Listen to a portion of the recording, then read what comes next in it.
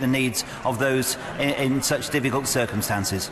Thank you. Dr. Rosanna Allen-Khan. Thank you very much, Mr. Speaker. The Red Cross have announced that conditions are not ready for Rohingya refugees to return to Myanmar. This will be a protracted crisis with up to 200,000 Rohingya being affected by the monsoon season. This was not a surprise. Where was the government's disaster relief plan? The Honourable Lady is right, and I think we are already working with other agencies on the fact that the refugees are likely to be there for much longer than people would originally have expected. It's still very important that they are safe to return to Myanmar, but if that's not possible, we will indeed be working with others to make sure they're as safe as possible where they are. Order. Topical questions. Bob Stewart. Topical 1, Mr. Speaker. Mr. Speaker, on the 24th of July, we will hold a global disability conference here in London, organised by the UK government, by the Kenya government, and by the International Disability Alliance. For too long, in the world's poorest countries, disabled people have not been able to reach their full potential because of stigma or not enough practical support. I am proud to be focused on this area, which has been neglected for too long. The conference will support the global effort to advance disability inclusion for some countries' most vulnerable people.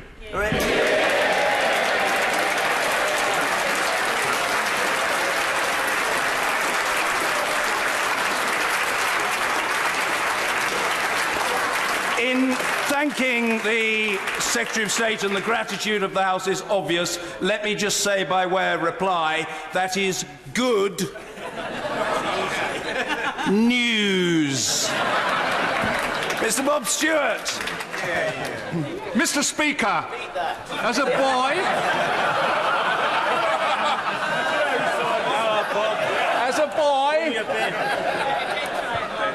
my ayah came from Somaliland. Somaliland was a British protectorate then. Could I ask my right honourable friend to explain what her department is doing to help this great country that's always been a friend of the UK? I thank my honourable friend for that question. The UK assistance to Somaliland includes support for critical economic infrastructure, humanitarian assistance, police and justice support, and engagement in counter-terrorism security. We've provided rapid response in the aftermath of the tropical storm, and we will also support Somaliland's National Election Commission to plan and prepare to deliver for elections next year. Alison Thewlis. Thank you, Mr. Speaker. Reuters has reported that fighting in...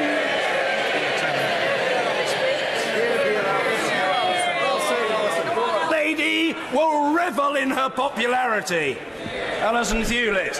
Thank you, Mr. Speaker. Reuters has reported that fighting in Hodeidah has forced around 2,000 high school students to take a dangerous 6-hour journey across mountains to sit their exams in Sana'a. But over 2 million children are supposed to be out of school in Yemen, and conflict is having a profound effect on their education. What's the government doing to end the conflict? We're giving every support to the work of the UN Special Envoy Martin Griffiths, who, almost as we speak, is both in Sana'a and speaking to the coalition parties. It's only through this UN negotiation that we might get a resolution of the conflict. Mr. Lawrence Robertson. Thank you, Mr. Speaker. I know through personal experience the good work DFID does with the Foreign Office in promoting trade with developing countries. Can she continue to work with the Foreign Office to ensure that we offer better trade deals to those developing countries, particularly in Africa, than they presently have with the European Union? Well, as I said, leaving the EU does afford us the opportunity to develop our own trading deals with those nations. We work incredibly closely with the Foreign Office, including once a week our ministerial teams coming together to discuss these matters. Neil Gray! Thank you, Mr. Speaker. The recent Aid Transparency Index showed DFID a commendable third, but the FCO a poor 40th in the global rankings of aid agencies. Can she explain the discrepancy between the two and ensure that all UK aid spend meets the same standards of quality, poverty reduction and transparency? Well, as the honourable gentleman knows, that earlier this year I convened the first cross-ministerial ODA group. Every government department that spends ODA money and the NSC, who looks after the cross-government funds, meets at that group, and it is through that that we will provide training, support and the tools that DFID uses to get other government departments to the standard that we want them to be. Building on the government's efforts to tackle modern slavery in the UK, can the Secretary of State update this House on what steps she is taking to tackle modern slavery overseas? Mr. Speaker, tackling modern slavery is a priority for the Department. Last year, my right honourable friend announced £40 million of new funding that aims to reach at least 500,000 people at risk of slavery. We will continue to work on this as a priority. Mr. Alston Carmichael. Ministers will be aware that as we speak, Mr. Speaker, the bulldozers are moving into the Palestinian settlement of Khan al-Amr. That is going to lead to the forced displacement of the residents there, a clear breach of international law. Can the Minister assure me that we are on the ground now gathering evidence of these breaches of law so that those who are responsible will later be legally accountable? Mr. Speaker, I'll be answering an urgent question on this very shortly. We have taken a great deal of interest over many years in the affairs of those Bedouins at Khan al-Ahmar. I visited them just a few weeks ago, and it remains a matter of great concern to the United Kingdom. Lamont. Thank you, Mr. Speaker. The recent Royal Highland show, a number of excellent charities were exhibiting, including Scottish-based landmine clearance charities, Halo Trust and World Vision. So can the Minister reassure charities and myself that this Government will continue to be committed to the 0.7% international aid budget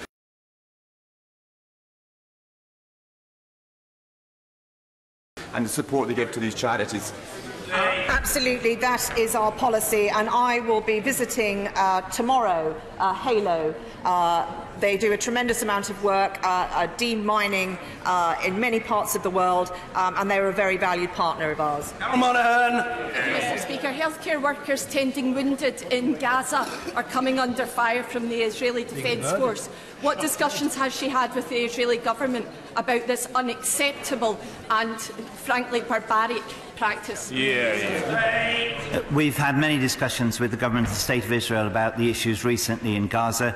While it's right for Israel to protect itself, aid workers and medical workers should never be a target for attack.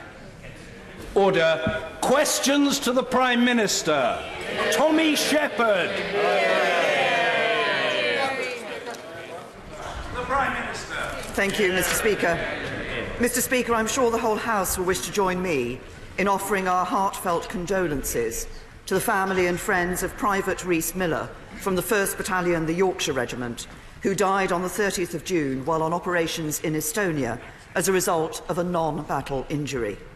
Private Miller served his country with great distinction, and that service will not be forgotten. Mr. Speaker, this week marks 70 years since the NHS was founded. It's rightly one of the nation's most loved institutions, and I would like to take this opportunity to pay tribute to and recognise the dedication and hard work of NHS staff across the country. And finally, Mr. Speaker, the country witnessed a very rare and welcome event last night. The England football team winning a penalty shootout.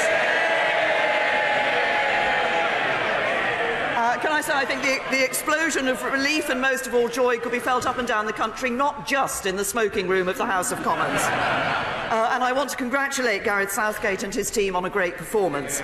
Last week I promised to fly the flag of St George above number 10 for all of England's remaining matches in the World Cup, and I know the whole House will want to join me in wishing the England team the best of luck in Saturday's quarter-final.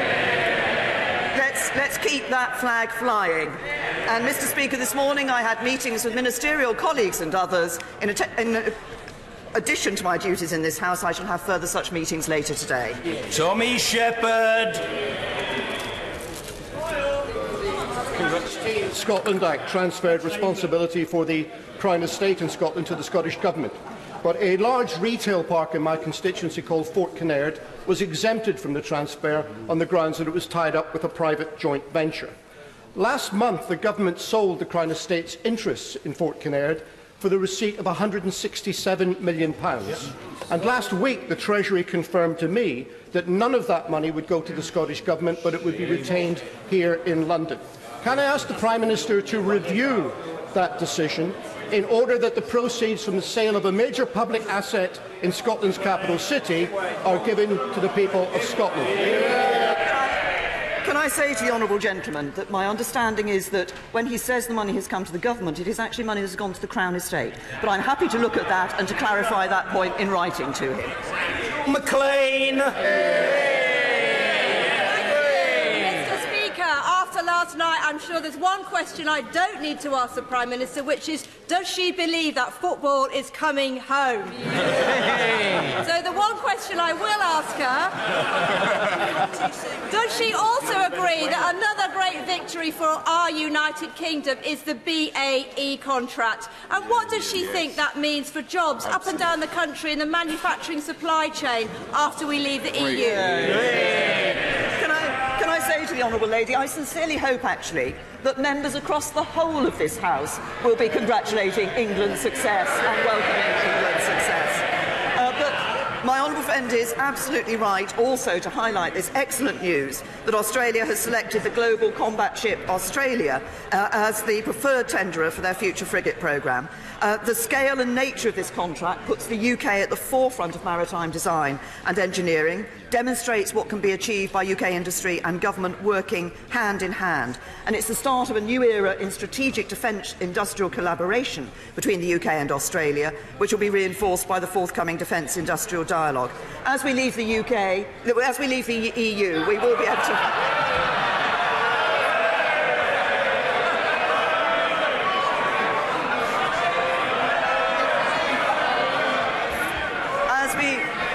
leave the European Union, we have an opportunity as a UK to build on that closer relationship with allies like Australia, and that's exactly what we're doing.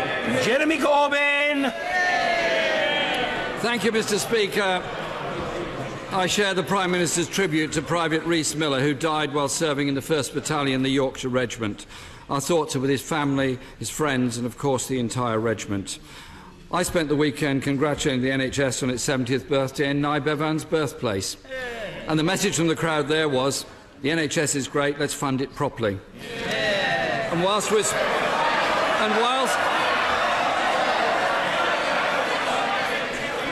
we're speaking of emergency services, Mr. Speaker, I do think we should send a message from this House of our thanks and support to all those firefighters tackling these huge fires on Saddleworth Moor and Winter Hill. And of course I congratulate the England team on a fantastic performance last night. Wish them well on Saturday in the match against Sweden. Mr. Speaker, with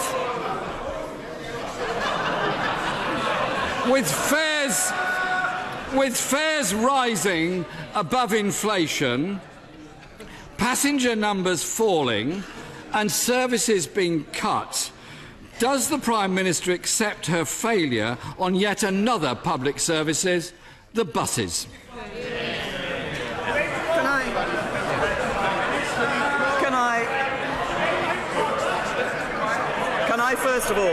Can I first of all say to the right honourable gentleman that I absolutely agree with him, and I'm sure all members of this House, that our thanks should go to the firefighters and the troops who have been struggling to deal with these terrible fires that we have seen on the moorlands in the north of Britain.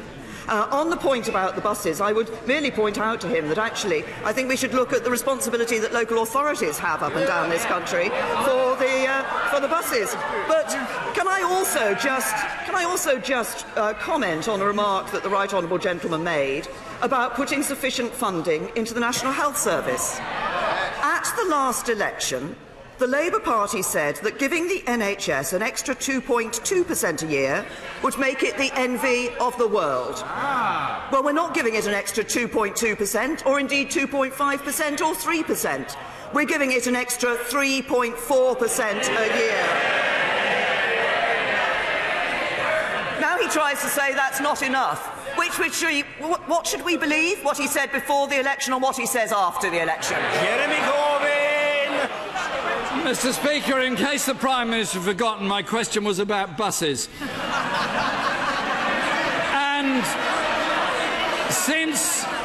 Since 2010, her government has cut 46% from bus budgets in England. Passenger numbers are falling, and amongst elderly and disabled, it's fallen by 10%. Her government belatedly committed to keeping the free bus pass, but a bus pass isn't much use if there isn't a bus. So does the Prime Minister think it's fair that bus fares have risen by 13% more than inflation since 2010? The right honourable gentleman. He says that he asked originally in his first question about buses. He did indeed, and I gave him an answer in reference to buses. But what he cannot do is simply stand up and make assertions about what the government is doing without expecting those to be challenged, which is exactly what I did on his funding for the National Health Service. What we have seen across the country, and it was right that we made that commitment in relation to bus passes. What we have seen across the country is that we are seeing that as people's working habits are changing, that we are seeing people less usage of buses around the country. But this is something that we work with local authorities on. There are many responsibilities that local authorities have in relation to buses, and I suggest that he ask some of those local authorities what they're doing about the buses in their own area. Mr. Speaker, under this government, fares have risen 3 times faster than people's pay. Bus users are often people on lower income whose wages are lower than they were 10 years ago in real terms and have suffered a benefit freeze. And this government, under their stewardship, has cut 500 bus routes every year, leaving many people more isolated, lonely and damaging our local communities. Does the Prime Minister believe that bus services are a public responsibility or just something you leave to the market? Can I say to the right honourable gentleman, and I made the point on 2 occasions about the responsibilities that others have in relation to buses. So he might, for example, look at what the Mayor of London, who I last looked at was a Labour politician, is doing in relation to buses in London. But he talks also about the impact of fares on low-income people. It is important that we consider the situation of people who are on low incomes. That's why it is this government that introduced the national living wage and has increased the national living wage. That is why it is this government that has taken 4 million people out of paying income tax altogether. That is helping people on low incomes in this country. Jeremy Corbyn! Mr. Speaker, when Sadiq Khan ran for Mayor of London, he promised to freeze bus fares, and you know what he's done? Frozen bus fares. If she's concerned...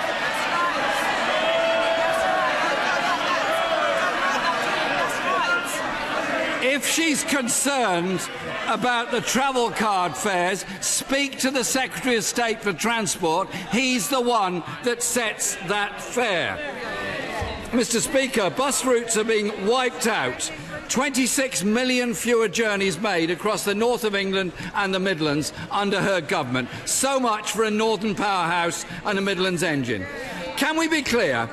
Does the Prime Minister think that deregulation of the bus industry, putting profit before passengers, has been a success or a failure? Can I say to the right honourable gentleman, he talks about what the Mayor of London has done. What have we seen?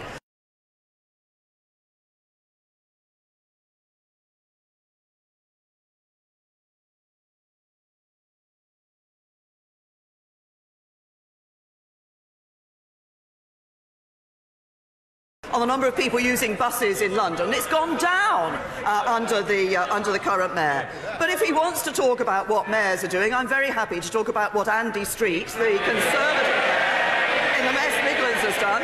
He's extended free bus fares to apprentices and students. Jeremy Corbyn! Mr. Speaker, it'll be a Labour government that saves the bus industry and a Labour government that gives...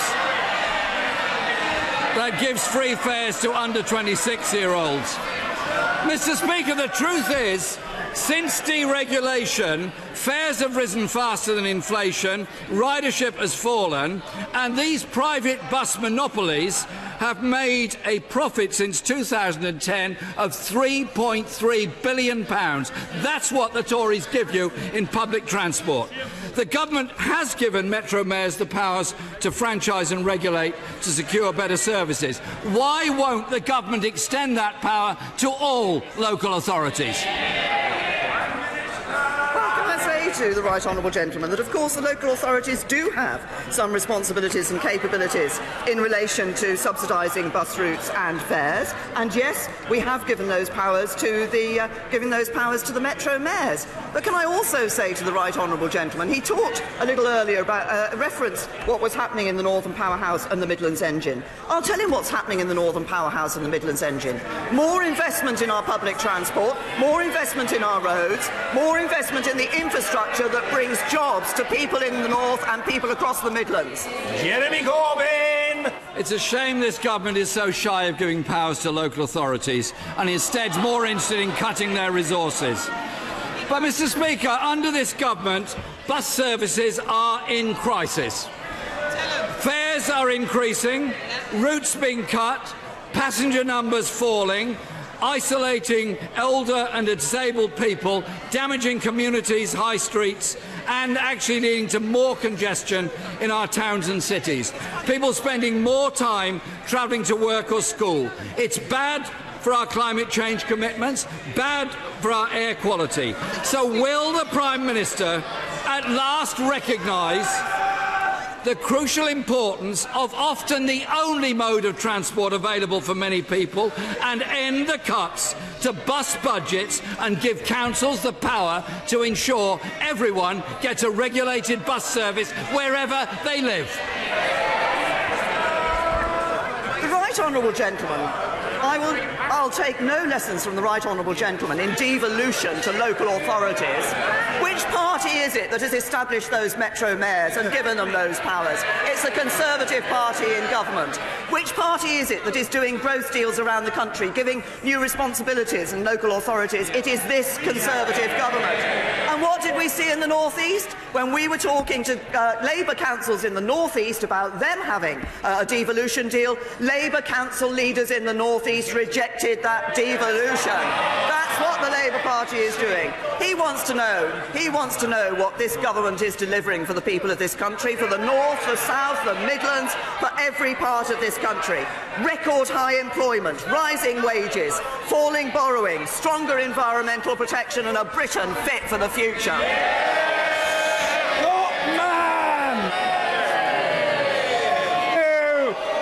Mr. Scott Mann! Harass, Mr. Speaker. Wait for a bus question and then 7 come at once. There's another one coming. This morning, my office manager walked with parents from Delabold to St James School. This is a route that Cornwall Council have deemed to be safe and within government guidance, and the parents have been refused free public transport for their kids. It's 7 miles, 3 miles there and 3 miles back. The road has no pavements, no street lighting, and in winter months the children will be asked to walk to and from school in the dark on a single track road with cars, tractors and lorries. There are similar stories all around Cornwall. Will the Prime Minister look at these guidance and talk to Cornwall Council and see what can be done? Well, can I say to my honourable friend, obviously we are, as I've indicated, committed in recognising the responsibilities that local authorities have in these matters, and we've committed to providing them with the funding they need. We've increased the funding for Cornwall for 2019-20 by over £12 million since 2015-16. As I say, it's a matter for the local authority to decide how to spend their funding and to make decisions on local matters. But I agree with him and would encourage local authorities to make sure that in doing that, they are absolutely taking into account the wishes and concerns of the communities that they serve, including the community that my honourable friend has referred to. Ian Blackford. Thank you, Mr. Speaker. As a football fan, can I congratulate England on their very fine victory in the World... Order. It's very unfair on the leader of the Scottish National Party. Order! Order! And I remind the House, or indeed I inform the House, almost certainly for the first time, that we are today visited by an American state senator and his wife, whom I had the great privilege of meeting earlier this morning. I'm sure we will wish to impress the two of them with the quality of our behaviour. Mr. Ian Blackford. Thank you, Mr. Speaker, and perhaps on American Independence Day we should welcome the Senator. Can I congratulate England on their very fine victory in the World Cup last night and wish them all the best in their coming games. Mr. Speaker, this morning we have learned that Vote Leave is expected to be found guilty of breaking electoral law. Does the Prime Minister agree that we need absolute transparency in elections and that people must be held accountable? Well, can I say to the Right Honourable Gentleman, firstly, can I thank the Right Honourable Gentleman for the congratulations and best wishes that he's given to the England team. On the issue that he refers to, I'm not going to comment on, and I'm sure honourable members will understand, I'm not going to comment on what appears to be a leaked report which the government has not seen. The Electoral Commission, in relation to the Vote Leave matter, has said that it will consider representations it's received and will publish a thorough and detailed closing report in order to provide a balanced account, and will of course consider that report when the government receives it, and will also consider any recommendations arising from it when it's released. Ian Blackford. Speaker, of course, it's the principle which is important. Our democracy cannot and must not be bought. Mr. Speaker, the Conservatives are systematically shielding their donations from public scrutiny. Jackson Carlaw, MSP for Eastwood, the Honourable Member for Banff-and-Buchan, the Honourable Member for Murray, have all accepted donations from the Scottish Unionist Association Trust.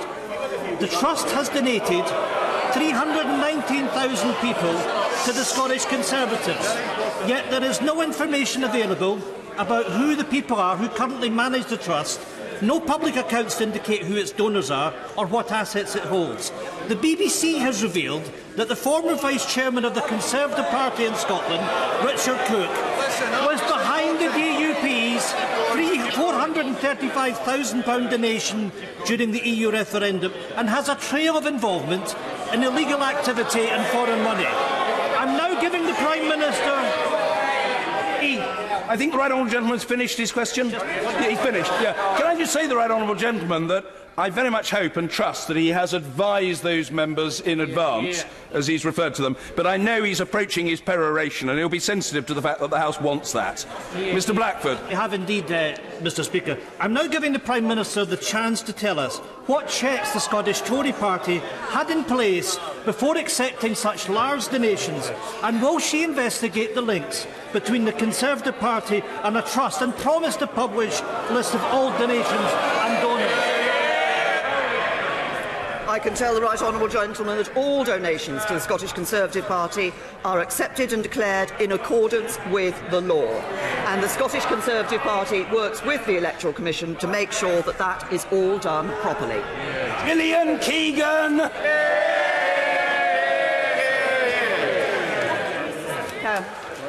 Domestic abuse is an act of brutality, often hidden in plain sight, and it affects 1 in 4 women and 1 in 4 men across this country.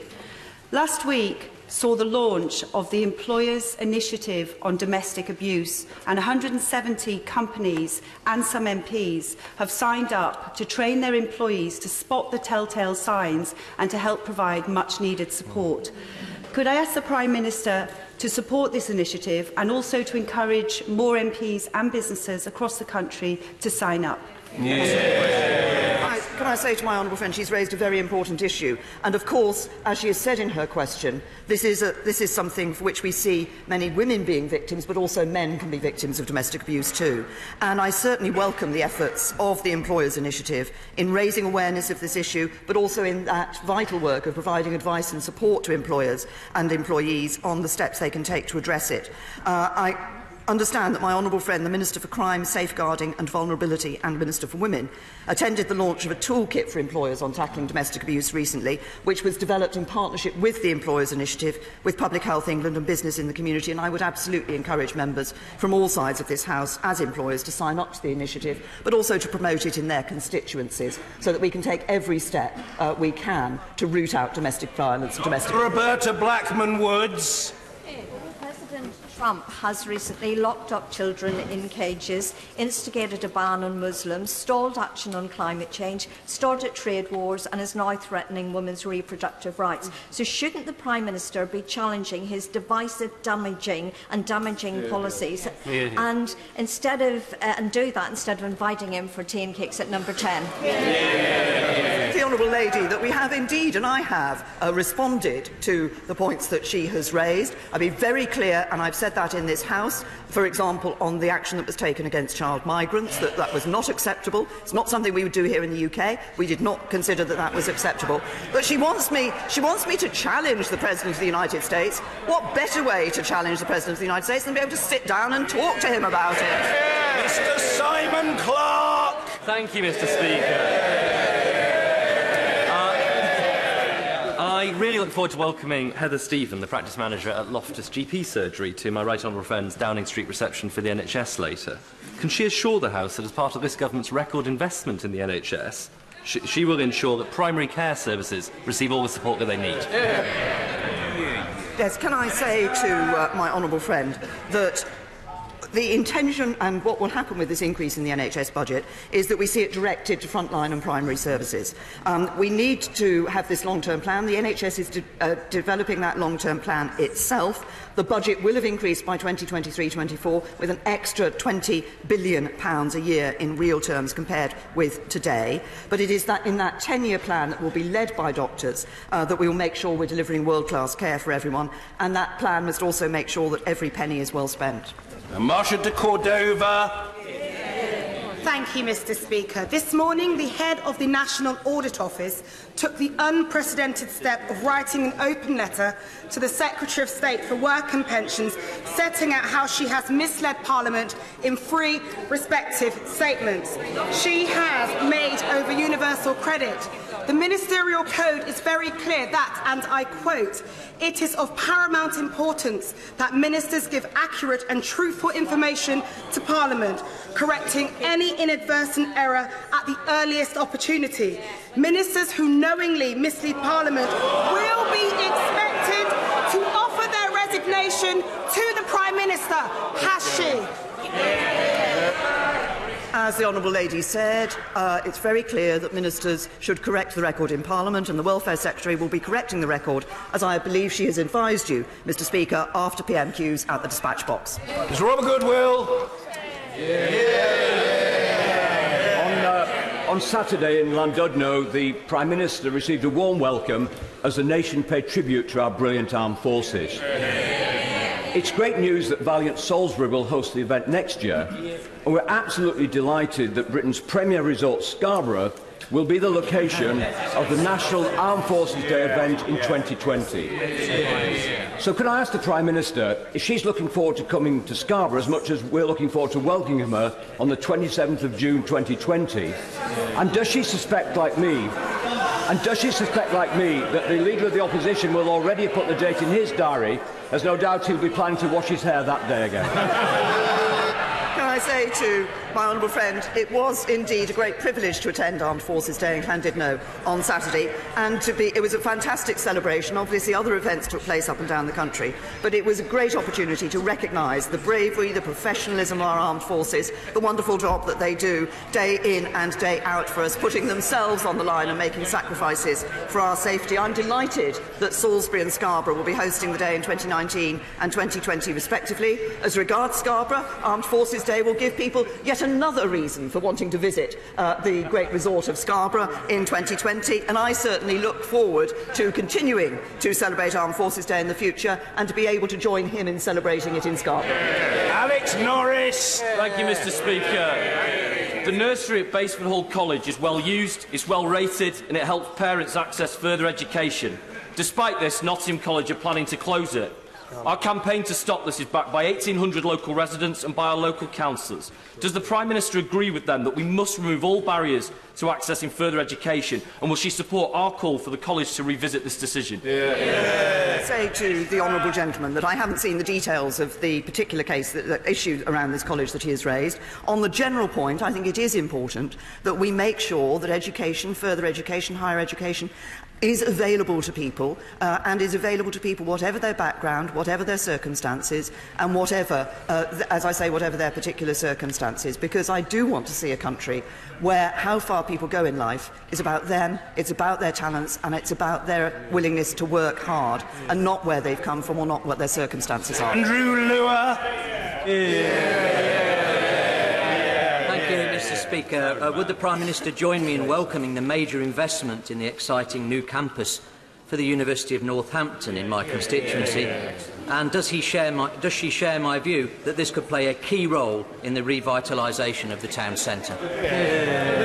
I'm very happy to share the view that my honourable friend has expressed in welcoming the investment that is taking place in the new campus for the University of Northampton. It's good to see that investment that's being put in by the university into their staff, into technology, into facilities, into infrastructure, but putting students firmly at the heart of the institution. But as he says, it's also a great opportunity for the local community. As my honourable friend will know, the campus as part of the Northampton Waterside Enterprise Zone, and I understand that's created over 2,800 jobs and attracted $320 million of private sector investment. And I'm sure this new campus will also be a catalyst for investment and new jobs as well.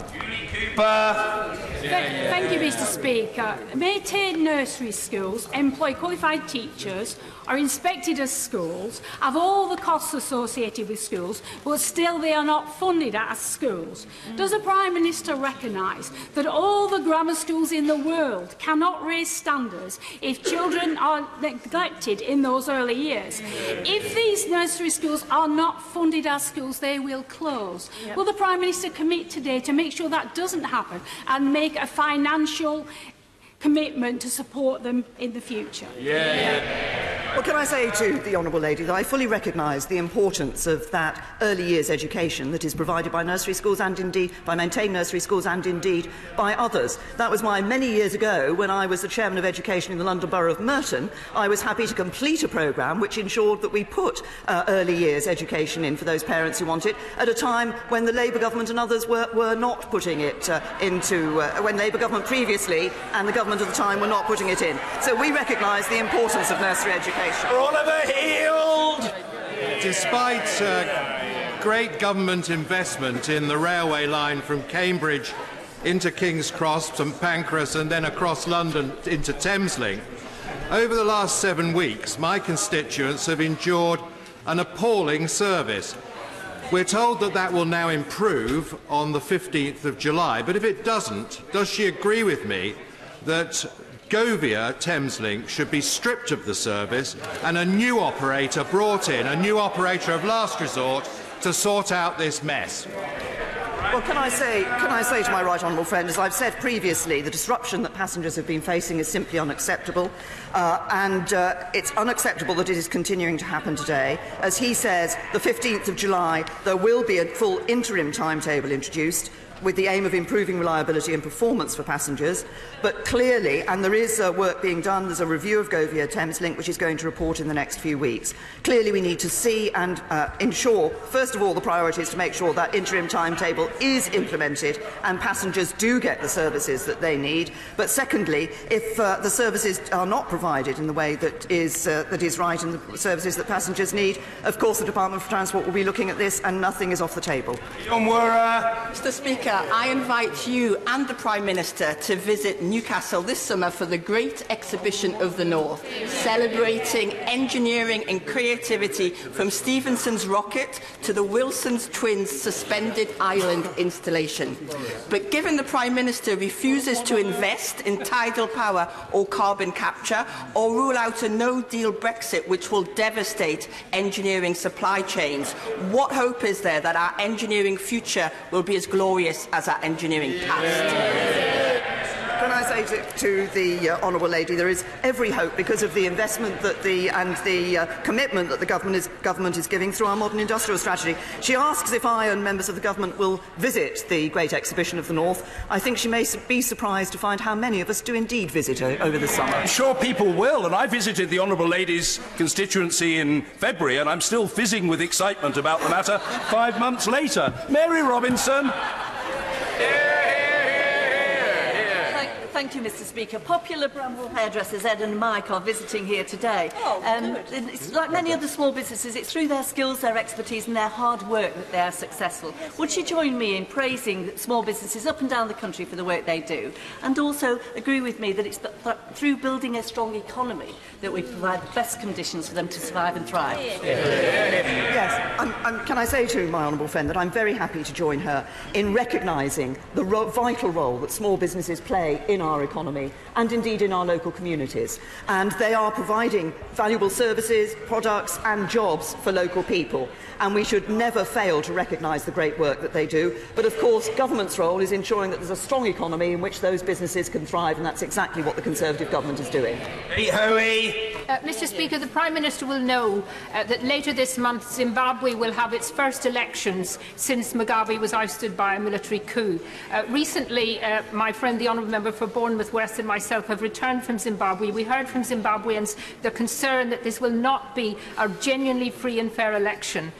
Will the Prime Minister, the Constitution is not being adhered to and the opposition are having no chance of getting to the state media, would the Prime Minister give an assurance that our government will not rush in to agreeing that this is a free and fair election until we have seen that it really means change and not just for the election? Can I say to the honourable lady, can I commend the work that she does, the excellent work she continues to do as chair of the APPG on Zimbabwe. And obviously we welcome the announcement of the date of the election on the 30th of July, but we are urging all parties involved to pursue free, fair and peaceful elections, because I think that is absolutely what the Zimbabwean people deserve. And we will certainly watch very carefully to see how those elections are conducted and consider, obviously, the conduct of those elections as appropriate. We've repeatedly said that if the Zimbabwean government can demonstrate commitment to political and economic reform, then the UK stands ready to do all it can to support its recovery. But obviously that commitment is essential. Joanne Patterson. Thank you, Mr. Speaker. President Macron has ordered that every one of his cabinet ministers should be subject to a performance review. When the Prime Minister meets her cabinet on Friday, will she judge every one of their contributions and the final deal that they decide against the very clear criteria laid down in the Conservative manifesto and the Labour manifesto, which got 85% of the votes, that we'll categorically be leaving the single market, the customs union and the remit of the ECJ? Can I say to my right honourable friend that I'm pleased to say we have a strong team of the Cabinet who will be taking this decision on Friday, and can I assure my right honourable friend that the Brexit that this government will be delivering and is working to deliver is a Brexit that ensures that we are out of the customs union, we're out of the single market, we're out of the jurisdiction of the European Court of Justice, we're out of the common agricultural policy, we're out of the common fisheries policy, we bring an end to free movement, we take control of our borders, we have an independent trade policy, but we're also able to have a good trade arrangement with the European Union, protecting jobs and prosperity for the future. Mr. Angus Brendan McNeill. Couple of Mr. Speaker, and sweetly following on from the member opposite, with the Prime Minister's Chequers failure Friday on the way, and Max Fact soon giving way for tot cap or total capitulation, the UK government's handling of Brexit has been dither, delay and duck. But can I give the Prime Minister an opportunity for a straight answer? Shellfish producers in my constituency are worried about getting their produce to the French market and the Spanish market, together with those countries and independent Ireland, of course. How open does the Prime Minister want and envisage the borders and the trade routes to be after Brexit? Can I I say to the honourable gentleman that I've made very clear that we are committed to no hard border between Northern Ireland and Ireland, and to as frictionless a border with the European Union in the future as possible. But can I also say to the honourable gentleman that I think fishermen up and down the country are welcoming the proposals that my right honourable friend, the Environment Secretary, has put forward on fisheries policy for the future. It is this government that is taking the UK out of the common fisheries policy. The worst policy for fishermen in Scotland would be the SNP's policy of staying in the CFP. Mr. Robert Halfon. Thank you, Mr. Speaker. In Harlow in 2016. I know what this question is about, and it must be heard with courtesy and respect. Mr. Robert Halfon. Thank you. In Harlow in 2016, a beautiful little girl, Summer Grant, tragically lost her life when a bouncy castle she was playing in blew away. This weekend there was another horrific fatality in Great Yarmouth from an inflatable. The grandmother of Summer Grant has contacted me and asked for there to be more safeguarding and training for these temporary structures. My right honourable friend for Great Yarmouth has also urged for lessons to be learned, and I've been contacted by other parents around the country whose children have been injured in similar circumstances. A reputable operator from Harlow has told me that bouncy castles can be bought for just a few £100s on eBay, and many inflatables are not properly regulated. Will my honourable friend urgently review the regulations around bouncy castles and inflatables and implement a temporary ban on bouncy castles and inflatables in public areas until we know they can be safe? Can I say to my honourable friend, he's raised obviously a very, very serious issue, and can I first of all offer my deepest condolences, and I'm sure those of the whole House, to the family of Summer Grant, but also the family of Ava May Littleboy, who was, of course, tragically the victim of the bouncy castle incident that took place at this weekend. I do share my honourable friend's concerns about these tragic incidents. As regards the incident that took place at the weekend, I understand Norfolk Police, aided and working with the Health and Safety Executive, have started an investigation into the incident.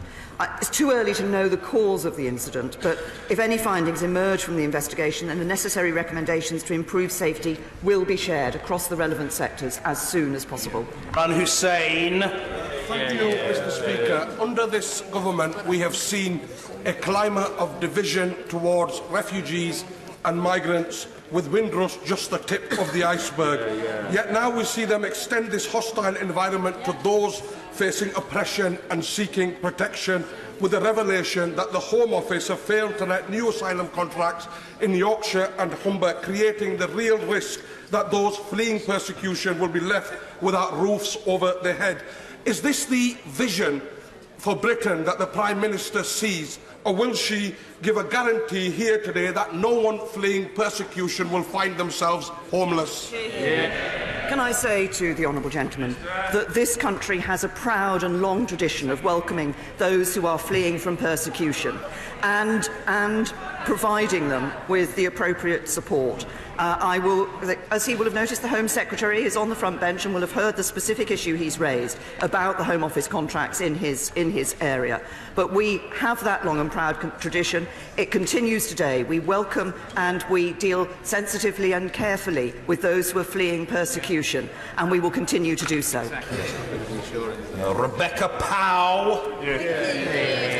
Thank you very much, Mr. Speaker. Just as an aside, the Burko report on speech, language and communication was very well referenced in Westminster Hall this morning.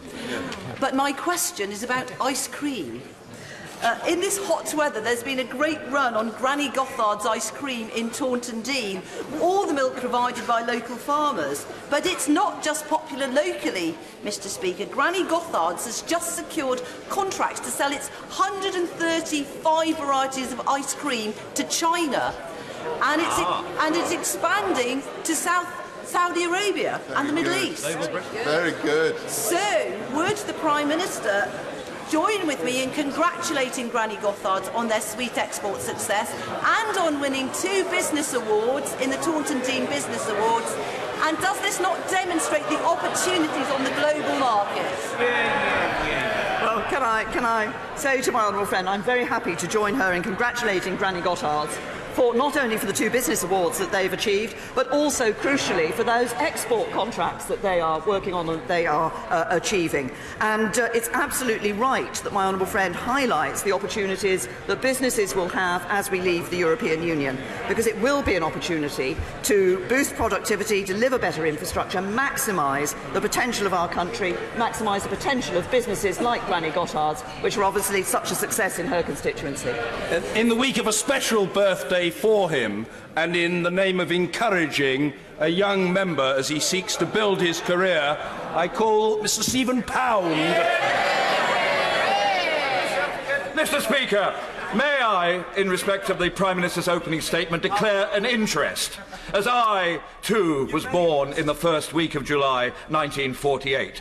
And whereas I recognise that the National Health Service is held in rather higher esteem in the nation than I am, we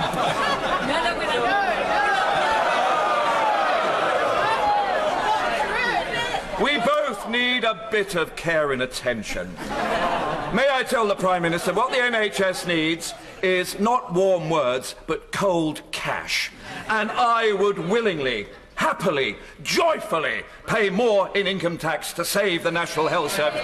Would she?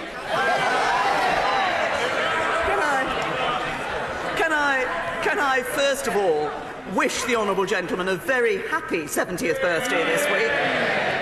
And can I say to him that he is held in very high esteem across this House, and we should not underestimate it. May I also... Yes, that may not have done very well for him with his front bench, I'm afraid, for me saying that, but there we are. Can I also, Mr. Speaker, take this opportunity, as I haven't had one previously, to say I wish a very happy birthday for his birthday on Monday of my right honourable and learned friend, the member for Rushcliffe. And can I, in answer to the issue that the honourable gentleman raised in his question, I think that what we are doing for the National Health Service is providing it with that money, ensuring that by 2023-24 it will have £20 billion extra in real terms, and ensuring alongside that a 10-year plan is produced which delivers for patients. Joe Gillen!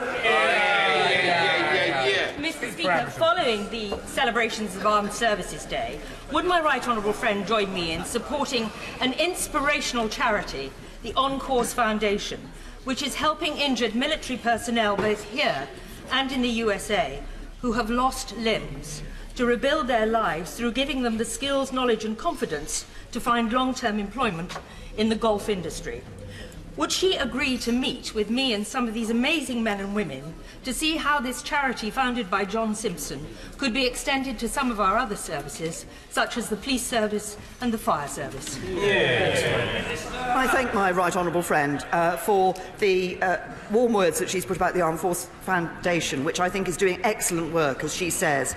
It is really important that we ensure that those of our armed forces who are injured, those of our armed forces who are veterans, are given the support that they need. She's highlighted a particular area in which that is happening. I may say Armed Forces Day on Saturday gave me the opportunity to announce that we are going next year to have the first national games for wounded, injured and sick veterans and personnel of our armed forces, inspired by the Invictus Games, but these are games that will be focused on those in our British armed forces next year. And as she has mentioned the police and fire service, I will ensure that the Minister from the Home Office responsible will meet with her.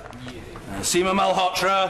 Mr. Speaker, this morning I spoke with the Afghan Sikh community leaders in my constituency following the horrific terrorist attack in the Afghan city of Jalalabad on Sunday, which was a deliberate attack with devastating consequences.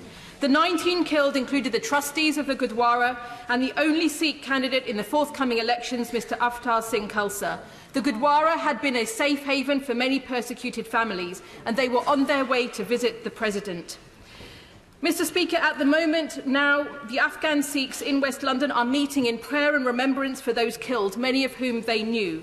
Will the Prime Minister update the House on what she is doing to ensure the safety of minorities in Afghanistan, including meeting with the Afghan diaspora about their concerns. Well, can I say to the Honourable Lady, she's raised a very serious issue, and the terrorist attack that she was referred to was indeed an appalling attack, and as she said, too many were victims and lost their lives as a result of the attack that took place in Afghanistan. And it is important that we ensure that we are providing support, as we do through our contribution to in Afghanistan, which is about contribution to security compared to what it was like in the past before these efforts were put in. But as she has highlighted, sadly, we still see too many terrorist attacks taking place in Afghanistan, and we will continue to work with our allies and with the Afghan government to prevent these in the future and to ensure that people can go about their daily life in safety and security and confidence. Redwood Lee.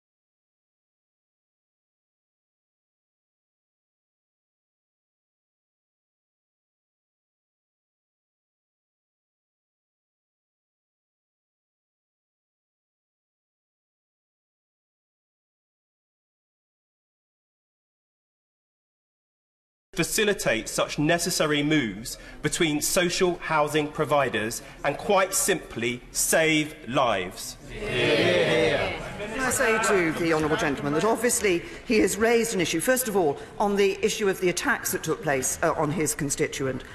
We are taking this issue of use of offensive weapons. Obviously, we're introducing the offensive weapons bill, but also serious violence very seriously. I understand the honourable gentleman is sitting on the task force on serious violence that my right honourable friend, the Home Secretary, has established to ensure that we are taking account of views across this House on this issue, which is a matter for all of us, and to do that, and I'm grateful to him for sitting on that task force. He refers to a matter, of course, which is a matter which lies in the hands of local authorities and social housing providers,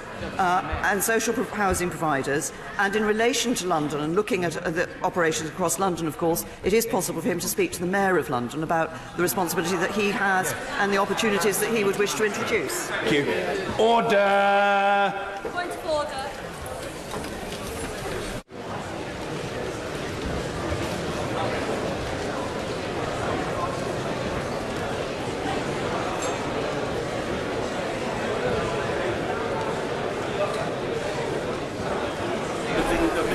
Order. I know the Right Honourable Lady wanted to raise a point of order. We'll come to her. I won't forget her. But first of all, a point of order from the Secretary of State for Work and Pensions. Secretary Estimate Bay on a point of order.